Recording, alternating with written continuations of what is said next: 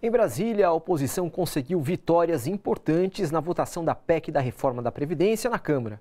Hoje, durante a análise dos destaques que alteram o texto, professores foram mantidos no atual regime de aposentadoria especial com regras mais brandas. A reforma foi alvo de protestos de estudantes na esplanada dos ministérios. Veja na reportagem de Welson Kalinowski. O ato, com mais de 10 mil estudantes na esplanada dos ministérios, abriu o 57º Congresso da UNE, a União Nacional dos Estudantes, realizado neste final de semana em Brasília. Também participaram parlamentares e representantes de centrais sindicais e movimentos da sociedade civil organizada, como o Sindicato dos Docentes no Ensino Superior, o ANDES. Eles protestaram contra a política de cortes na educação e a proposta de emenda constitucional que muda as regras de aposentadoria no Brasil, em votação na Câmara. Decidimos ocupar as ruas de Brasília para mostrar e demonstrar para todos os ministros, para todos os governantes aqui, em especial para o governo e para o presidente da República, que a balbúrdia real no nosso país é ele, Bolsonaro. Então nós viemos aqui nos colocar contra a reforma da Previdência, onde a gente teve uma derrota agora com a primeira aprovação, se manifestar, porque também é o nosso futuro que está em jogo, né? Quando a gente fala da reforma da Previdência, geralmente a gente não associa a juventude, mas neste caso a juventude está aqui sim para se manifestar. As universidades, institutos federais, Cefetes, eles estão correndo o risco de fechar as portas esse ano pelo corte dos recursos. Nós somos quem mais produzimos a ciência nesse país. 99% da produção do conhecimento nesse país é produzido pelas universidades públicas. E nós estamos sofrendo diversos ataques que vai de encontro à nossa carreira, ao nosso trabalho e poderá prejudicar uma população que sem educação não tem futuro. Ao invés de avançarmos nos direitos, ao invés do governo cobrar impostos dos grandes empresários, eles estão querendo cortar e fazer com que a grande massa da população brasileira que sustenta e que produz a riqueza desse país não tenha o direito a se aposentar. Se do lado de fora da Câmara dos Deputados estava agitado por causa da manifestação de estudantes, aqui do lado de dentro não foi diferente. Parlamentares cansados e com os ânimos exaltados, passando a sexta-feira toda votando os destaques ainda do primeiro turno.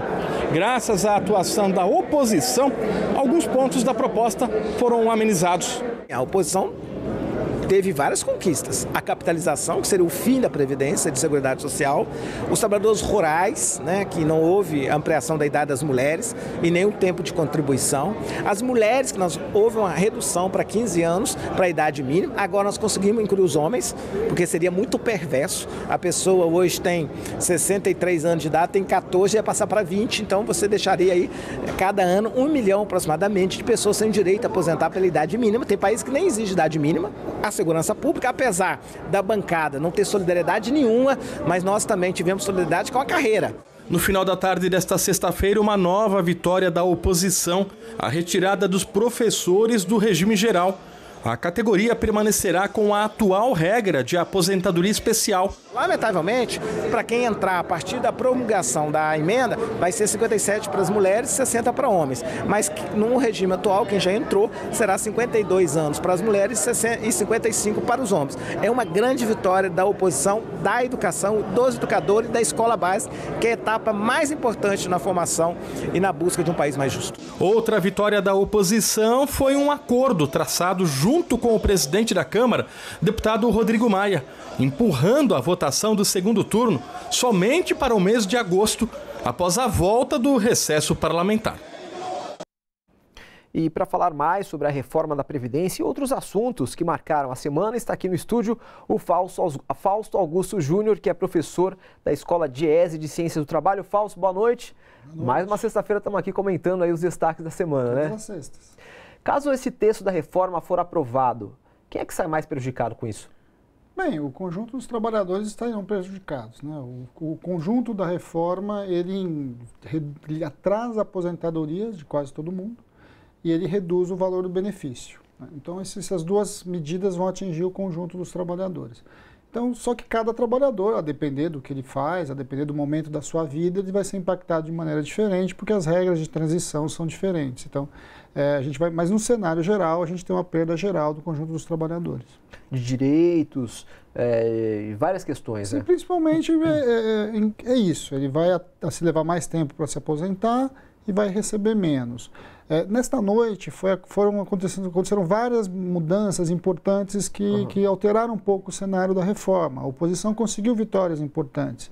Eu acho que a maior delas foi você ter conseguido reduzir o tempo mínimo de contribuição para o benefício para 15 anos, tanto para homem quanto para mulher.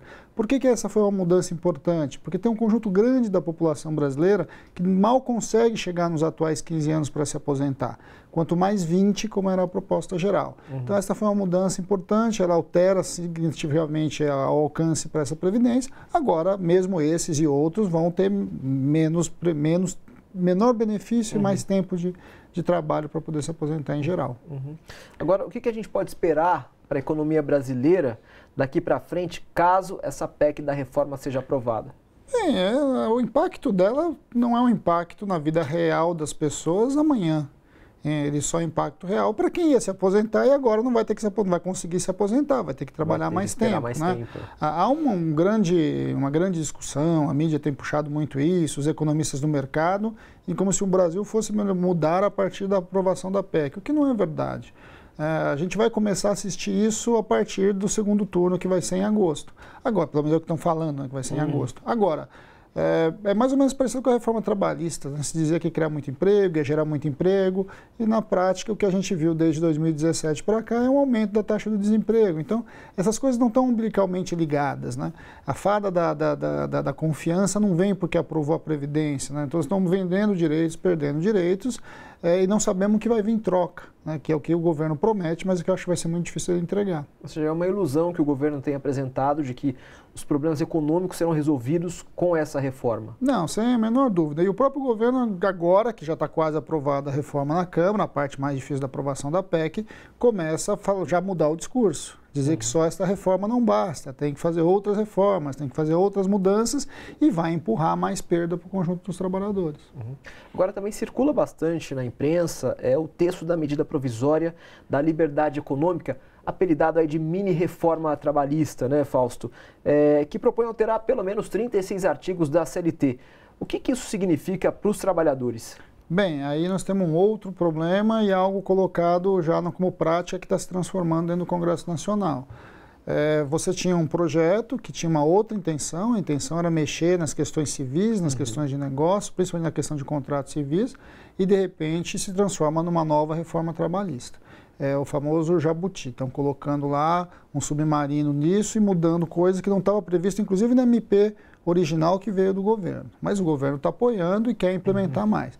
Esse é um relatório grande, um relatório que tem mais de 272 páginas e como o relatório saiu no meio da reforma trabalhista, ele ainda está em análise.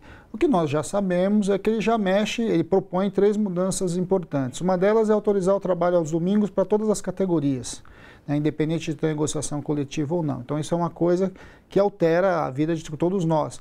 Antes você só poderia no comércio e tinha inclusive a própria hora extra no domingo era diferenciada. Então essa é uma mudança. A outra é a flexibilização das CIPAs, ou seja, as comissões os comitês de prevenção de acidentes. Ele elimina de fato para pequenas e médias empresas. Essa é uma outra mudança que também vai afetar a vida da gente. Enfim, e aí tem lá um conjunto de outras 30 e tantas que nós vamos ver. Nós estamos analisando uma a uma para tentar entender o que pode ser alterado. Agora, de novo, é muito ruim você ter uma reforma, ou pelo menos seja uma mini reforma trabalhista novamente, sem ter uma discussão mínima com o conjunto da sociedade. Com a população, né? Fausto, obrigado pela presença aqui. Sexta-feira você volta para atualizar o cenário econômico no Brasil. Aí se virar um outro companheiro, a gente está de férias nos próximos 15 dias. Aí tá certo, mas vai vir alguém do Diese para... Sim, com certeza. O Diese todas as jornal aqui com mais informações. Obrigado. Gente, bora fortalecer a TVT? É só clicar em inscrever-se e depois clicar no sininho. Pronto! Assim que pintar notícia nova, você fica sabendo no ato.